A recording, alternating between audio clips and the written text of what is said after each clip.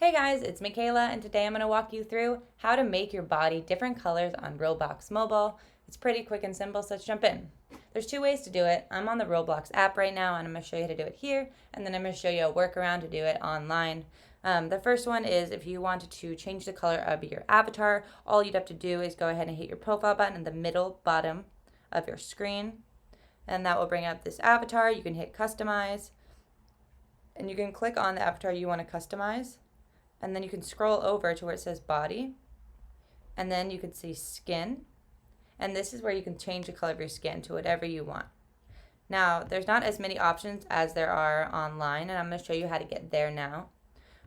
If you wanted more color options, all you'd have to do is get out of here and go to Safari on your phone and type in roblox.com.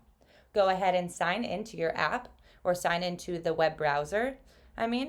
Once you're there, it's going to look like this. Now we need to change it from a mobile viewing site to a desktop viewing site.